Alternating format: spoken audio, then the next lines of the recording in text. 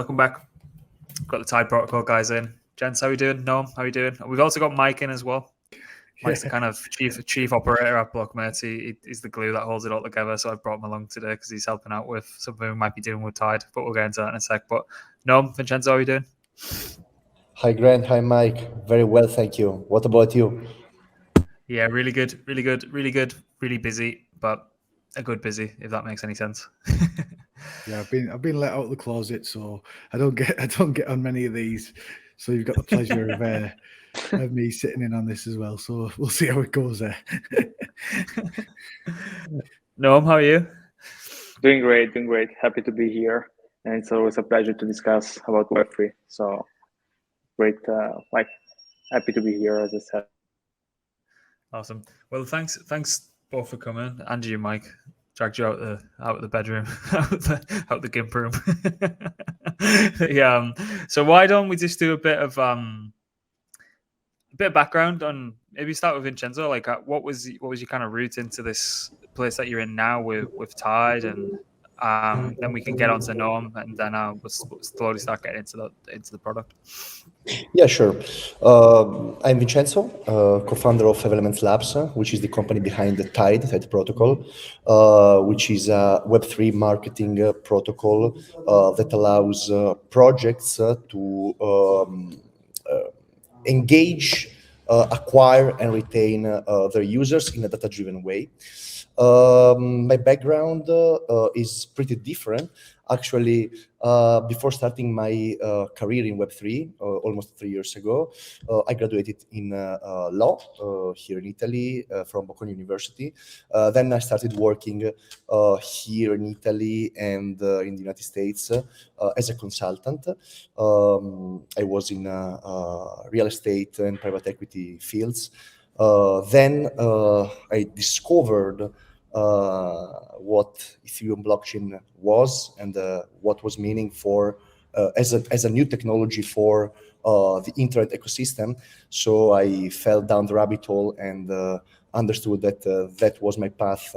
So I went all in this new career and founded my first company back in early 2021, which was a consultancy company.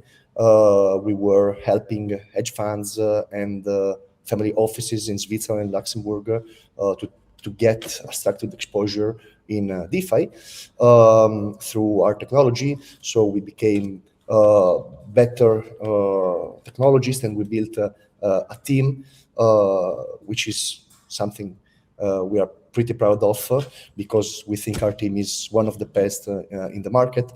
So we started building smart contracts and protocols. Starting from DeFi, our first product is called Orbit, which is a like we can call it a strategy building layer built on top of UniV3, and this was a product targeted to hedge funds and professional investors that wanted to get a started exposure in a passive way on top of Uniswap V3.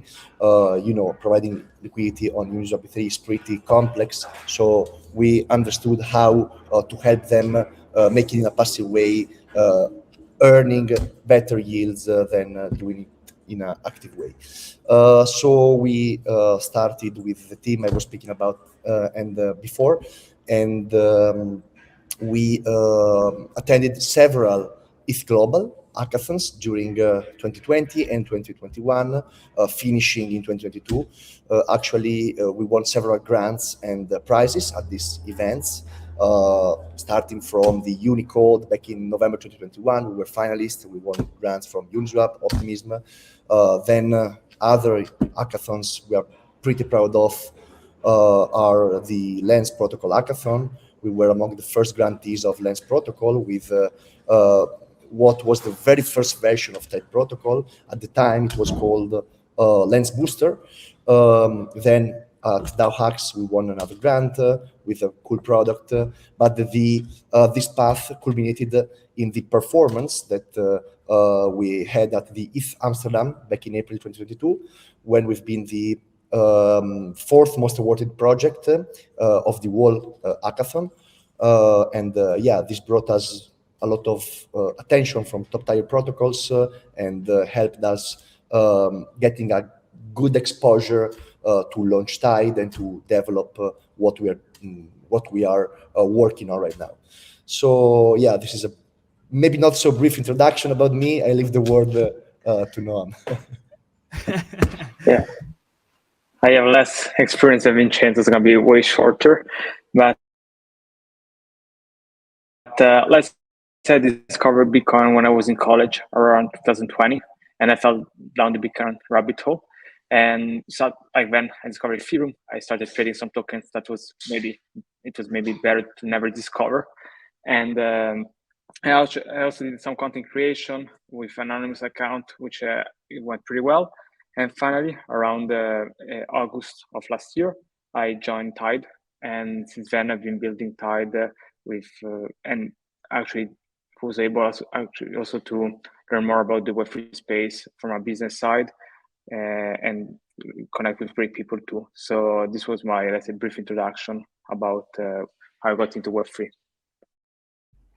So I suppose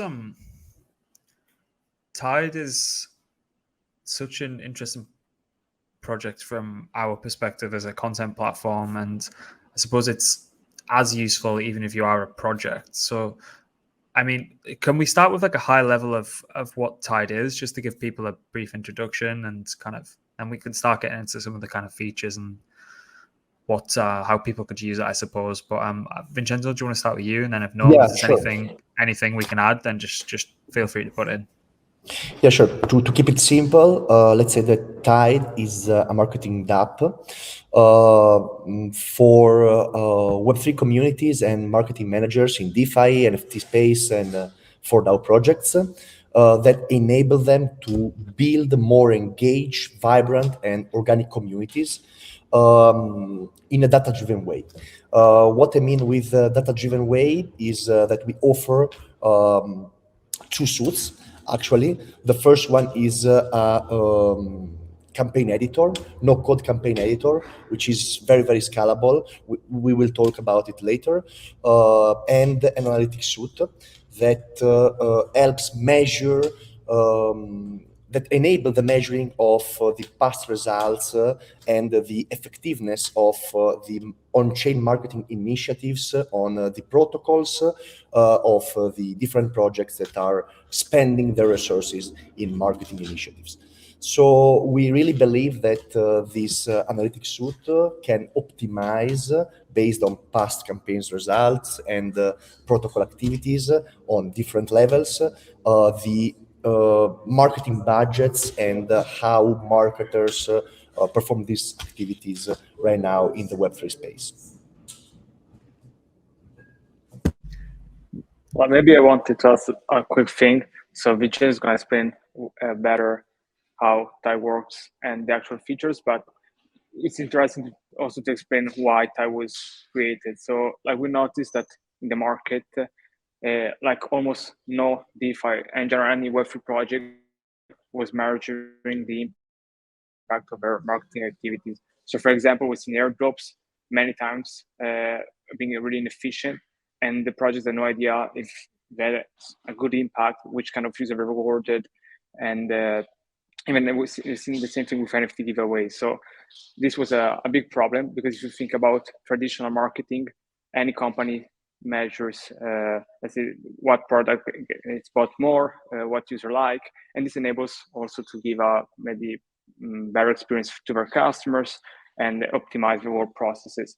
So this is the reason why we have an analytics suite, because projects need to understand the retention, which kind of user interacting, and they'll decide. And the other aspect is another problem that we're currently with Web3 is again the inability to reward and or launch tailored marketing activities. So again, same example of before. You do an airdrop, but doesn't make sense to reward everybody.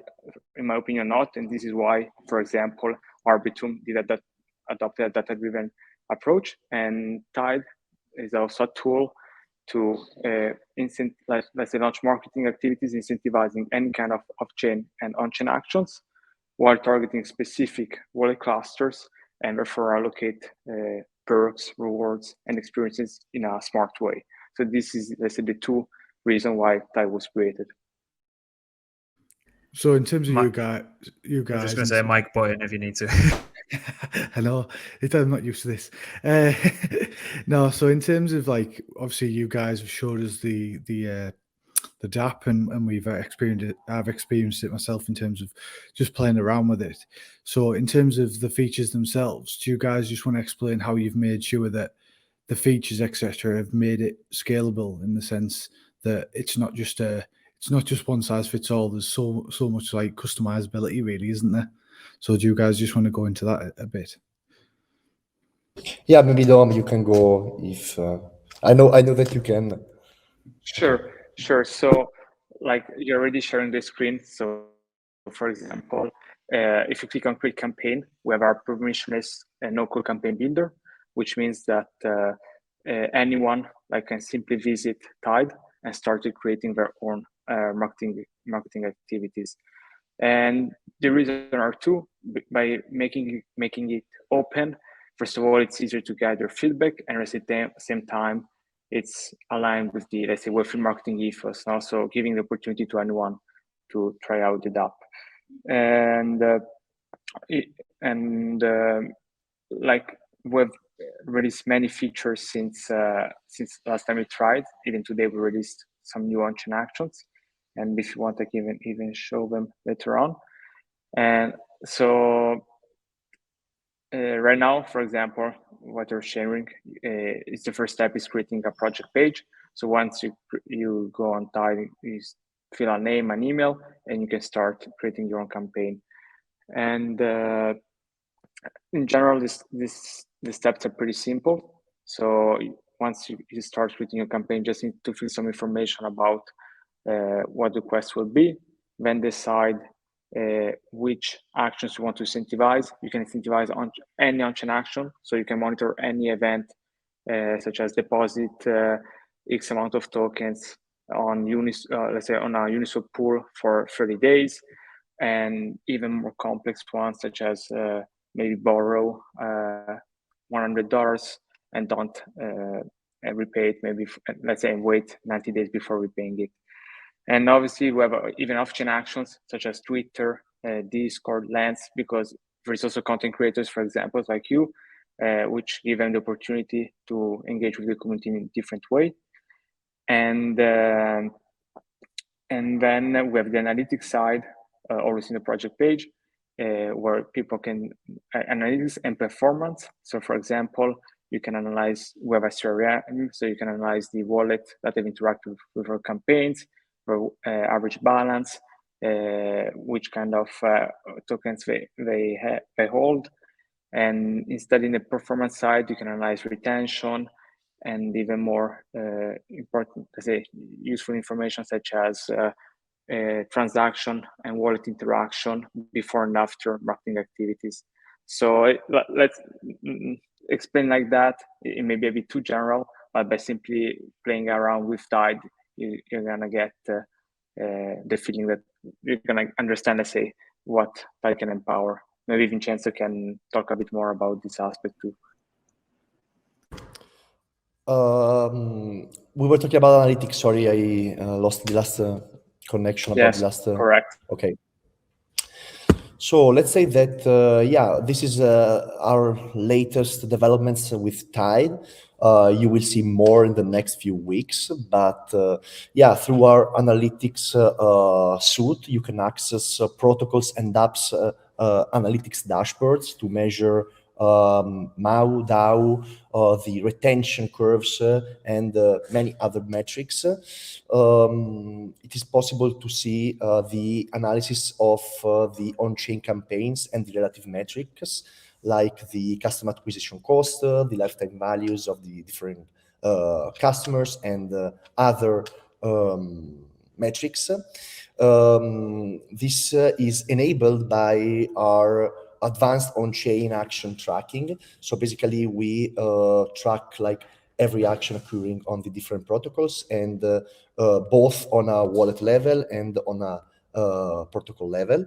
Let's say that these metrics are right now ignored by many marketers that are driven by vanity metrics, and they are now finding very hard to identify and target the right users that they want to reach. So targeting these users based on specific on-chain attributes help them to do it in a better way. And let's say that it makes even easier to measure and iterate on their Web3 marketing campaigns, which is something that we've seen so far has not worked so well. For example, we perform many analysis and many performance analysis on different quests launched by top-tier protocols we are collaborating with. For example, we see that during this kind of activities that can be summarized in the term quest. Okay, so basically during the launching of these quests, it is true that the protocol activity has seen a spike, but the retention after the end of these campaigns has been pretty close to zero. So basically, this demonstrates that what has happened for airdrop so far is I'm meaning that they have attracted fake users, bots, inorganic activity that is not interesting for the different protocols. Is happening even for this kind of quests that are at the end like mini airdrops. Okay, so we think that in order to do it in the right way, marketers have to rely on this data that we are providing. We think that these data are very, very useful, and let's say that they help even, gain a deeper understanding of the community, of the members, the different clusters that are composing this community, and help them gain clarity about their Web3 marketing ROI that is now not clear to these protocols that are spending money and incentives in activities that they are not tracking. And this is a problem, actually. In Web2, this is not happening anymore, of course. And we think that the next paradigm will move, this paradigm will move even to Web3, where this data actually is much easier to be extrapolated and analyzed. Yeah, I think this is really important because we've seen for so many years now that through like liquidity mining campaigns, and which is effectively a customer acquisition channel for any protocol, doesn't ever bode well. Doesn't ever bode well. Or if you've got a product that can stand on its own 2 feet, it is a good way to go and do it. Same with airdrops. We're looking at LayerZero now and how much Stargate activity is happening compared to every other bridge. And then you kind of have a look at, well, what's the value that's passing over per average user? It's not high, to put it politely. So you can see what's actually going on there. But I suppose a good example now would be, if to pick one off the top of my head, would be, so we know kind of on-chain perp protocols have done extremely well. GMX showed great product market fit even in the harshest bear market of my career. But now we're starting to see, I don't know, the likes of Level and Quenta and Vela and people like this all trying to do their own kind of marketing campaigns, whether that's through liquidity mining, incentives, referrals, or teasing with airdrops and stuff like that. So I suppose on the back end, what would Tide allow these up and coming protocols to see? Could they see if they're attracting GMX members? Can they see if they're getting retention? Can they see how many emissions per week are they paying to kind of keep hold of those specific users and trying to take them off the competition and things like that? Am I on the right track, sir? Yes. As you prefer. If you want to go, you can. If you get something to say. I just want to add something. Yeah, you're on the right track, Grant. And for example, we did an analysis on pull together. We've there is actually a Medium article about it that I can share after with you and with the whole community. So we did an analysis on the marketing activities impact of put together. So we analyzed, for example, the impact of our optimism and Polygon quests on our TVL and user retention, in general, loyalty of our users. And we found out that the retention was close to 0, but in general, the goal is that through Tide analytics suite, you can understand really well the impact on your on-chain metrics, such as TVL, daily active wallets, which are about to churn, which are coming back. So yes, this is the right track that you mentioned. And we're building all these kind of features to give projects the best way to analyze their growth and the success of their marketing activities. And now, Vincenzo, you can go. Yeah, just let me add on a more general level that we think that data are, of course, the basis of personalization even on the web. So we think that through this data, it is possible to offer personalized experiences to the different users that are interacting with my protocol, for example, giving them specific rewards for their actions, rather than studying different and differentiated incentives for them. I think that this is something that is lacking right now, and this is due probably for the lack of the data, of the analysis of the activity of the users on the protocols, and of the activity that is generated by the marketing quests that these protocols are launching. Another thing that we think is very important is that yeah, as you said before, this data will be available to the different projects, and this will even help them engage and target the relevant users or those users that they think are relevant, because it is possible through our audience system, as said before by Noam, to gate the campaigns only to wallets that share some attributes. So basically, some wallets that could be interesting for in a specific period, or or in general for the different projects that are spending money to attract their attention and make them perform actions on their protocol.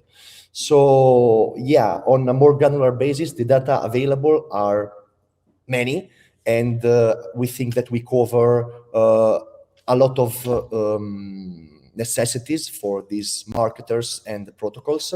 And yeah, the traction is pretty cool, is pretty good. So we are pretty happy about what we've done so far. Yeah, so with the kind of advancements in the analytics on Tide, and I suppose those will only get even greater over time as well, because I know how fast you guys tend to ship product, which is great. So would it be like you could approach a project and say, well, look, this is what we've gathered based on your competitor analysis. This is the kind of quest campaign that we could help do with you based off the back of this analysis. Now let's put it together and make some traction. Is that the gist of it? Yes, exactly. By the way, it is possible even to import the campaigns launched with other protocols like marketplaces, quest marketplaces that are now very, very common. So it is possible to import the different contracts, the different campaigns, and to track them. It takes very few time to do it. So basically, you can understand even the performance of your past campaigns. This gives you the insight to move forward in the right direction. So basically not committing again the same mistakes. If you notice that some incentives or some actions that you required didn't work well, didn't perform well. So yeah, of course, you can gain insight and iterate in a better way in order to reach your goals and decrease your customer acquisition cost. And this is exactly what we meant with data-driven. So as you said, you can take past campaigns, analyze them through the analytics suite, and then say, let's iterate with this with some variations.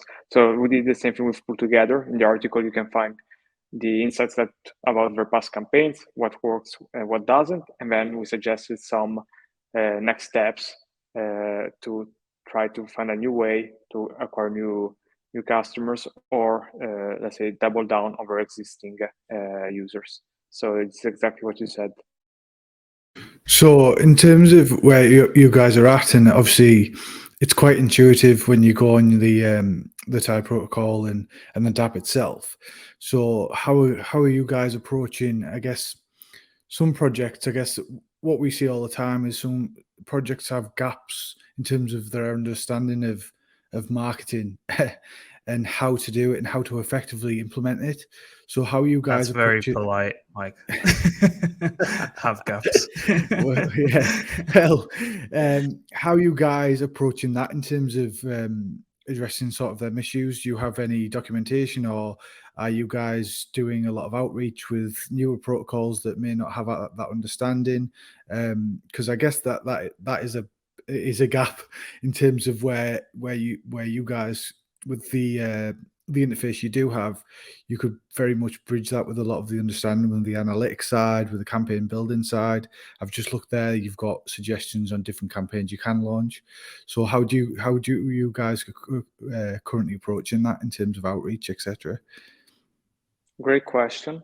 So first of all, we're not a Quest marketplace, let's say. Instead, we're a business-to-business SaaS platform. So for example, if you go on Tide, you can directly subscribe to the premium tier without need to go through the sales team, and you can access the new features like that.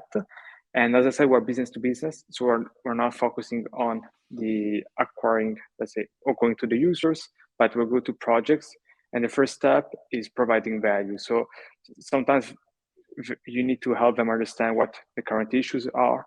And by doing some analysis on their projects, what works, what doesn't work, we understand that by giving them these insights, we realize that there is a problem. And this is the first step to onboard them on Tide, but in general, to make them appreciate the power of analytics. So there is there is an outreach toward businesses and Web3 projects rather than users.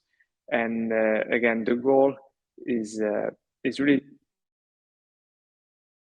make them understand the value about not only about marketing, but really about the analytics, because this is the insights are what enables them to improve. Because if not, they're gonna say, okay, it's another Quest, it's another marketing initiative. Instead, if you give them the tools to improve each of their operation, then this is the way for them to trust you and to start using you. So I've got obviously we're not on the project side technically. We're obviously coming from content creation and media company side. So this is what was really interesting to me when we first spoke a couple of months back. So how, if anyone's listening as, I don't know, someone who's got a community or someone who's running a newsletter or a YouTube channel, on the other side of the fence, how is Tide particularly well suited, in our opinion, as well? So how do you guys fit in there with people, I suppose, in a similar kind of category to like the blocmates platform? So as I said, I also did some content creation in the past, and in my opinion, one of the best way for content creator to grow is to find out their niche, and especially to create a special relationship with their top users, readers, and followers. And what that enables is also to experiment with new ways of community growth. So even launching maybe Quest, asking users to subscribe to your newsletter, or maybe join your Discord for rewards, which can be even perks within your own website and within your own community, is a great way to align the incentives of both content creators and readers and followers. So for example, just let's say that if you subscribe to my newsletter, you get to participate in a one-on-one call with the writer. Is already a good way to create a special relationship between the community. And And this is true not only for content creators. We've seen the same thing, for example, in traditional space. It's a offer new experiences to create a special among the community. So in my opinion, from a content creator side, Tide enables to reinforce the relationship with the community while aligning the incentives and interests of both parties. Hope I've been clear enough about that. Yeah, no, we've we won't give the full game away just yet, but we've got something in store which is going to be really interesting to say the least. This is why Mike's here, because he's running the show on this one. But no, I seen there's a guy running a optimism onboarding campaign, which I thought was really, really cool, and I think we'll probably partner with a few of our close friends who have projects and hopefully be able to align some incentives to get people to read some of the content, use some of the areas that we're talking about specific protocols. Maybe it's a lending and borrowing protocol. If anyone listens to our content a lot, they'll know what protocol we're talking about. But I'm sure we can come up with some aligned incentives to get people to engage with the content, but then go and take what they've learned from the content and actually try it out in practice. So that's where we're coming at it. And obviously when you guys reached out, it's just a complete no-brainer. And yeah, I'm looking forward to getting that out. I don't want to say too much because we haven't finalized everything, but it's going to be interesting. Yeah, we are getting there. It's not that you guys keep asking, and I'm like, we're nearly there. We've got to review it, and then we will get going. We just like say we've been a bit busy, but to be honest, the flexibility of the I've used so far, and I probably need to look at for some inspiration through the protocols that are already on there. And if anyone is listening, in terms of if you are looking for ideas, it may be a shout to go and explore on the Tide protocol and just see what's already on there in terms of campaigns, and you might have some ideas for your own projects or protocols or content platforms, whatever it may be. But yeah, it's flexible and it's intuitive and it's easy, and I think that's what we're all after here. And again, the analytics side that I've looked at so far, if you're looking at segmentation of your audience and you need to know or want to understand that, it is very, very easy to understand. And I'm not a marketer. Like I come from an engineering background, and for me, it's simple. But it's really useful for us as well. So if we use the newsletter, for example, all we get is a name and an email. We have absolutely no idea what they're interested in, what protocols they use. Are they even on chain? It's like, so because we've been doing a lot of A/B testing with titles and delivery and actual body of content in the newsletter. If we can kind of not trying to give the game away too much, if we can learn a little bit more about people's on-chain activity by their sign up through Tide, it's then we can start approaching your newsletter advertisers and say, well, look, 30% of our newsletter who contribute most to our open rate are very, very heavily interested in lending and borrowing, or they're very, very heavily interested in this specific aggregator or something like this. Or we can kind of tailor it towards what we're seeing our actual users do on chain, to then approach kind of advertisers and say, look, this is who's reading the newsletter. These are your ideal clients. This is how we're going to approach it. So that's some of the aspects about that I really love about it as well. But I don't know if you've had any guys who are using it in that way, but that's the way my kind of brain's working with it. I think like this is a great thing that you mentioned, because the analytics is not only for projects, that's the DeFi space, but also for content creators, because as you mentioned, you can help with partnerships, understand what users like. And again, the whole idea of analytics is to help find out what works or not. And really is the only way actually to be effective and deliver what a user want. So like using data in that way, in my opinion, makes perfectly sense.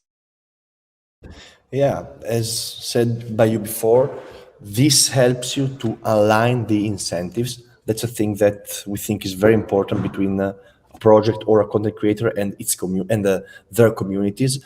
We think that this is the main driver of growth and retention of the community members. And we think that in order to do it so, you have to know very well who are community members, what are the shared attributes, the different clusters, and all this data about your audience and your community.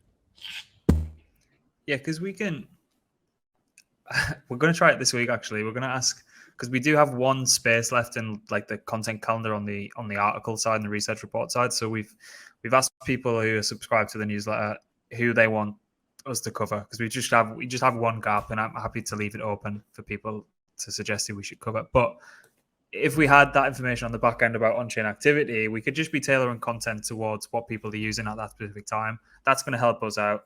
It's going to help them out because they're actually reading content, and we're generating content that they actually want to read about. So it just, everyone wins in that scenario. So it's going to be a godsend for us to be able to tailor content around it after understanding this kind of thing. So I'm really excited to get started with it. We're just waiting on the new website, which should be a couple of weeks, but yeah, as you can see, we're eager to get started. It's funny, isn't it? Because you sort of take it for granted in terms of Web2, because you've got obviously like Google Analytics and it tracks your cookies and everything like that. But like in terms of on-chain activity and stuff, you don't have that sort of data at hand really, well, previously anywhere else, and you're just sort of stabbing in the dark to a certain extent, and you're doing a lot of experimentation to figure out the formula that does work with like obviously with blockmates and everything like that. That's always been the case, isn't it? Finding out, and we question it sometimes, and we're going, is this working? Is this what people want? Even with the newsletters to a certain extent, because we don't like track cookies, and it's just a big anonymous community really in the most part. So yeah, it will be a breath of fresh air to use it and see where we can get to with it really, and help our users and help our community out really, which is another use case. Oh, sorry, Mike. Like even for example, you can spot trends early on, or maybe you see that users are interacting with a certain app before it becomes maybe famous. Then you can start writing threads and articles, and you're one of the first to cover it. It also absolutely gives you the spotlight. So there's a ton of potential use cases by leveraging data. This was just another one that came up in my mind right now. Yeah, because that's like, for better or for worse, I think blockmates started to get some traction because of being early to the right projects.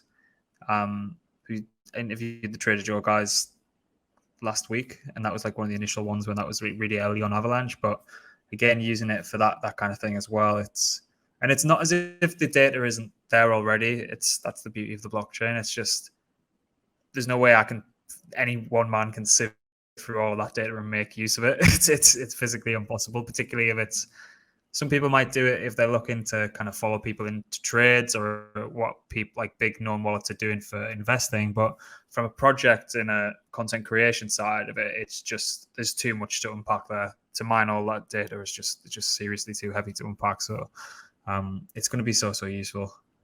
I think people are at disadvantage for not using this stuff as well, and not to kind of give our competition a leg up or anything, but it just seems silly not to be doing it. And as you said, like data, there is a lot of data in Web3 because it's on chain, but it's useless if not interpretable. So this is what TIDE is doing, is creating some charts, analytics, so it's ready to use and gather insights. Because if not, if you have to, like, you can have all the data you want, but if you don't know what they mean, then very useless. Have you guys thought about kind of more personalized on-chain profiles and on-chain reputation and things like that, or because we've got a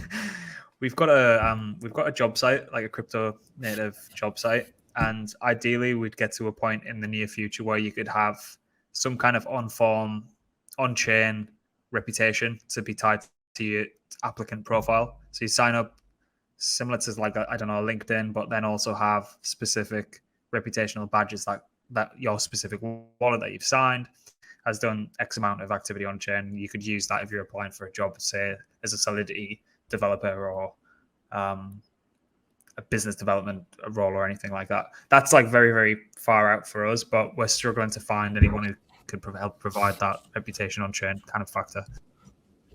Yeah, thank you for this question. I find it very interesting. We think that in the future, the digital identity of every one of us will be composed by different data that will be, let's say, composed by, represented, not composed by credentials. So this connects with what IDs, by the way, because the rewards that the different projects are giving to the users that are performing the different actions that are required by these projects help these different users generate credentials, on-chain credentials, induce them to do it. And we think that credentials are piece of information that will compose, will represent behavioral data that at the end will compose the digital identity of every one of us. And we think that in the near future, these digital identities will be portable, will be disposable by the users that will discretionally disclose this data with different protocols, different websites in order to obtain personalized experiences, different UX, and so forth. Otherwise, if they don't want to share this data with the websites or the protocols, they will have a plain experience like the one we are experiencing right now. Of course, it's something that we will see in the future, maybe in some years, but we think this could be a way to give personalization even in the internet. And we think that these digital identities will be like a container of all these credentials that will be a piece of information of a person, like, could be a data about your financials, your financial situation, rather than your credit score, or rather than where you buy shoes, which are your favorite brands. We think that in the end, even Web2 brands, traditional brands, will adopt this paradigm because we think it's the best way to align the interests, so incentives and the attention spent by users online. So yeah, we think that at the very end, in some years, we will see something like what I've briefly exposed right now. Yeah, that's super interesting. And I suppose another aspect, what I'm seeing quite a lot of, I'm seeing a lot of wallets raise, and I'm also seeing a lot of social apps raise, and a lot of, I suppose, kind of hybrid between the two of kind of on-chain kind of messaging as well. Do you think there'd ever be a time where, I don't know, this is all hypothetical, so like kind of bear with me if I say anything stupid, but let's say there's a select user group that you could be identified, maybe the high net worth, high on-chain activity, high kind of risk tolerant or whatever. They use a lot of pair protocols, they're using a lot of lender borrowing. Do you think there'd ever be a way where protocols could directly reach out through like one of these social platforms or through, I don't know, a messaging protocol or anything like that to try and advertise to then attract users off the back of that? Yeah, I think definitely. I think that in the near future, it will be possible to reach wallets, to send messages direct to wallets or to clusters of wallets. We think this is something that could be very interesting for the different projects. This is something we are working on, by the way.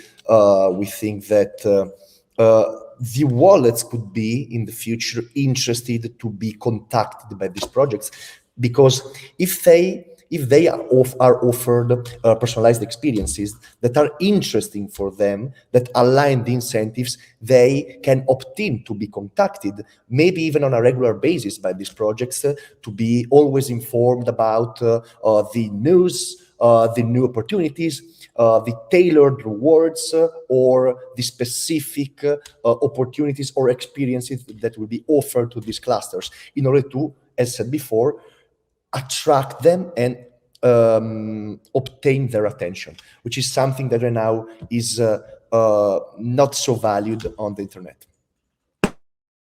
Well, just thinking about how great that would be for a power user of particular protocols if they were using, I don't know, I keep using GMX for example, but it's just top of mind. So very early days, if you've seen someone put a large amount of volume through there and they keep returning, you could be because we have like the higher tier referral. So like if anyone uses, because we've wrote articles about them, they said, oh, he's the like 50% referral, so 50% fees go. I think you can get the regular one for 20, 30, 40% that tiers it up like that. Power users message out, there's a 50% referral bonus, or here's a lower fee tier if you're putting like serious volume through.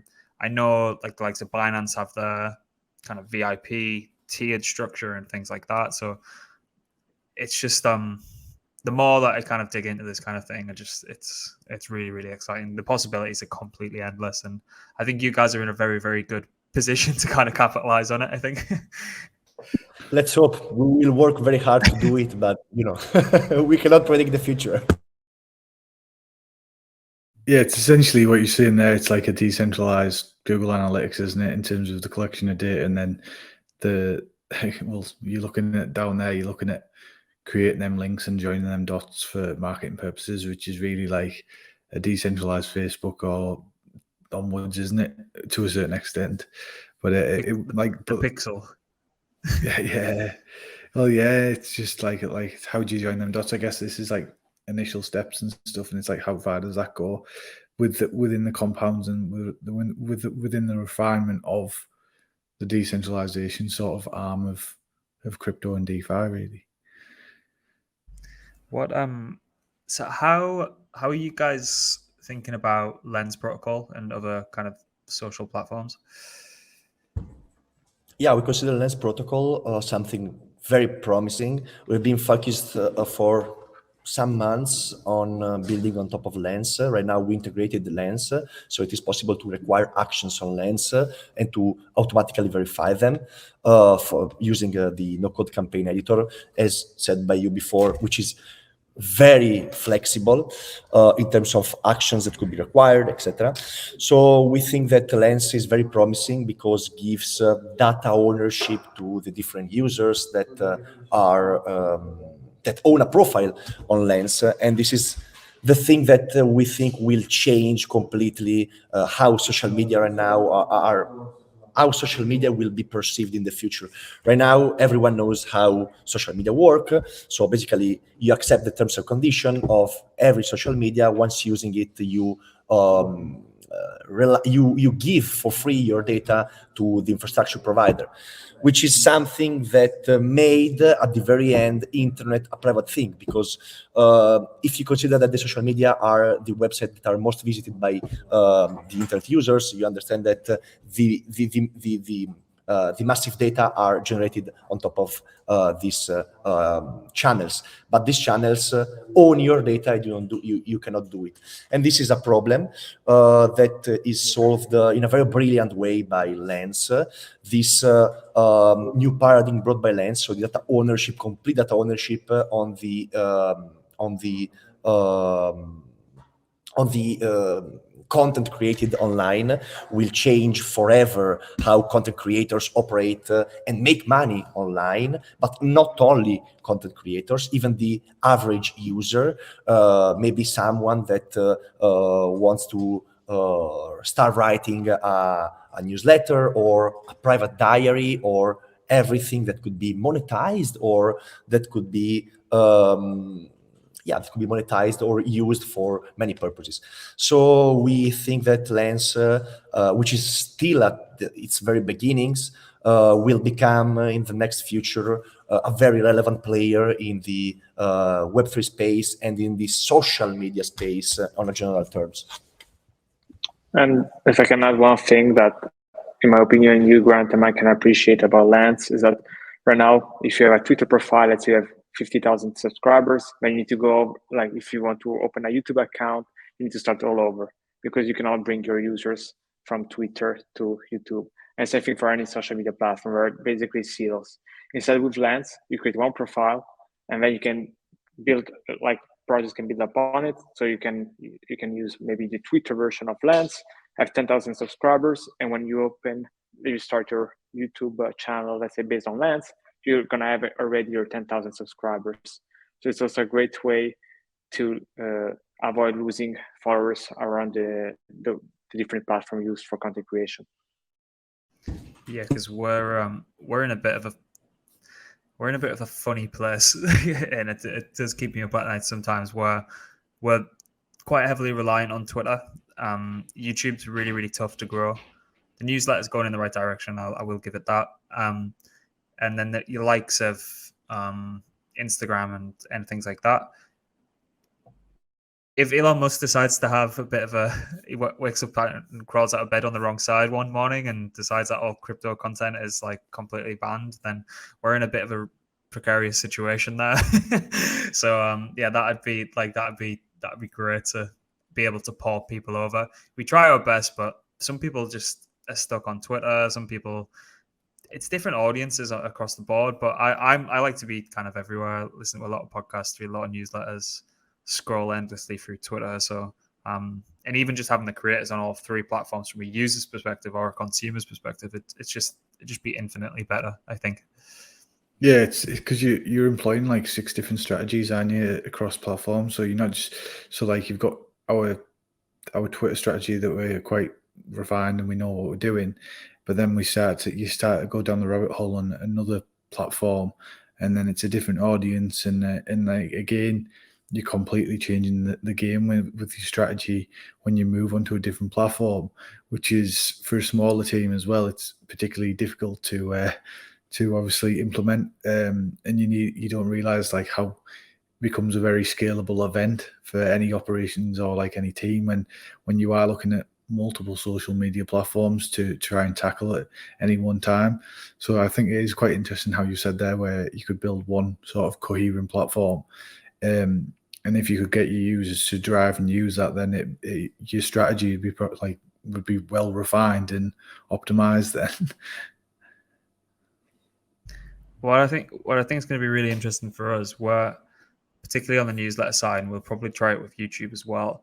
Once we get the campaign rolled out with you guys on the newsletter front, I think that'll be how we spoke about previously having, like, you have to complete the first task, like regardless if you want to kind of progress through. So we'll be running that.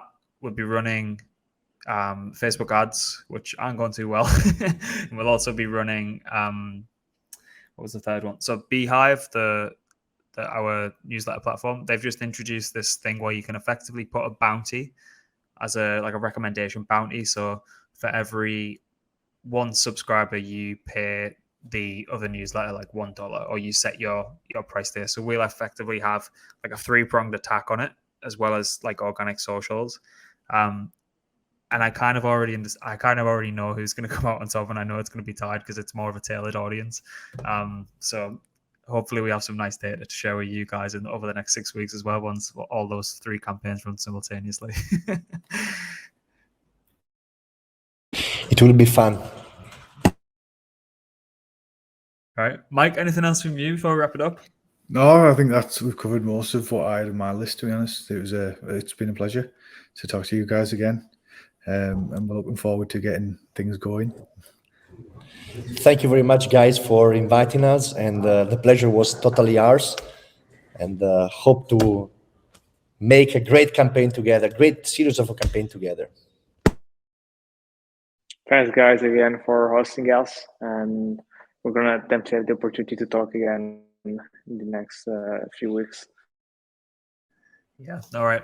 Thanks a lot for listening, everyone. And we might do another one on Spaces close to the time as it goes live. But if anyone's kind of a bit curious of what's going on, what I will say is you need to head into Blockmates Discord, because that's getting made private by the time you listen to this. So go on. I'll give you 24 hours after this launches to go and get in there. So once that's done, you're locked out forever. So thanks for listening, and speak to you next time.